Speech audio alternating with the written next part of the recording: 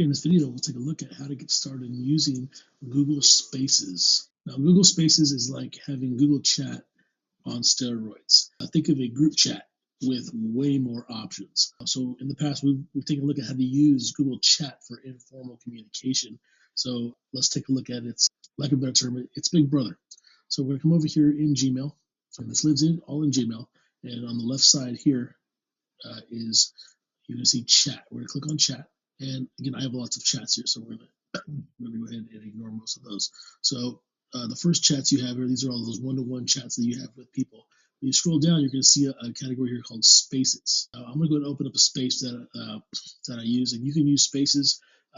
It's great for teamwork, for collaborating on different documents and projects, or for your own way of organizing your workflow. As someone who uses this for their own workflow, this is a hugely useful tool here. So I'm going to go ahead and open up one of my ones here. I'm going to open the one I created for Lincoln Elementary. So when you click on it, it looks like what you would see with chat. You have the first thing you see here is the chat, and this is where you see messages. You can see what people have shared, links and stuff. So again, this is all me right here. Once it's been created, so you can send messages to people in the group, emojis, and you can format your options. You can send different kinds of documents. You can paste in links, all different things you can send to everybody in the group within chat. But over here in the top right corner of a space, you're going to see this little toolbar here. So the first one here is shared. You click here, and it's going to show you all the files and links that have been shared by people in this space. So right here, this is a link to a folder, Google Doc, a spreadsheet, a couple more Google Docs. Click here, view all. You can see all of the things that have been shared here and what month they were shared in that chat back here. And also, if someone shares a link to a website, it also will be categorized here under links. Now, the next one we have here, and this one where really I get a lot of usage out of, is tasks. So you can set tasks and assign them to anybody who is in this space. So if I were here to say add task to space, I'll say here assign paperwork, set a due date reminder for this person, and right here it says assign. It'll give you a list of all the people. In this case, it's just me in this space, but you can send this to assign anybody a task to do. You click save, and then this task, if you assign it to someone else, it will then show up. So a task is created right here in the chat. It will also show up on their Google Tasks. So I'm going to go ahead and close out this. We'll start from the beginning here.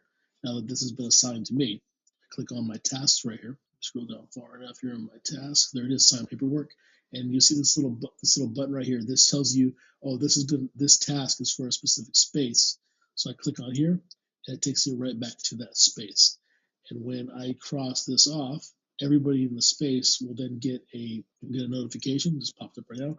That, in this case, Adam just crossed off and completed this task. Everybody in the space is notified. So that is just kind of how the task within Spaces works. We'll go back to it here. So if let's say, for example, I want to share a document with the people in this space here. So let's say, for example, I'm going to put a link to a document, to a Google Doc in here. And I just share it here in the chat. What will happen now is that everybody who has access, everyone who is in the space will now get access to this. I've shared this one before. This is just for a demo. When you share something for the first time, you put that in there, and then it'll pop up and it'll say, what permissions would you like the space members to have? You tell them, do you want them to be a viewer, a commenter, or an editor? You just change that one time, and then you set it that everybody has access. Now, you don't have to actually go to the document and then put everyone's name in and share it to them. That everyone will automatically have access all in one shot. So it does save you some time in that respect. So that's so we've gone over the shared area where all the links and documents live. Showed you where you can do tasks. You can, again, for me, I assign a lot of tasks to myself, so I know when I'm working with Lincoln Elementary, that it helps me organize my workflow there. But this could be for different projects that you are working on. We also have here the threads. So if you have a lot of people communicating back and forth, so when someone posts something, you can then reply directly to that here. You can see that as a threaded conversation. If there are important documents, you have the little board here. You can pin specific ones to there. So if we go back here to our are shared. Again, as time goes on, lots of files get stored here. They're still stored in Google Drive, but this is going to be quick and easy access to this. So for the one that I just shared right here, I hit the three dots. I hit pin to board. Now, when we click on the pin button here, it's been added right here.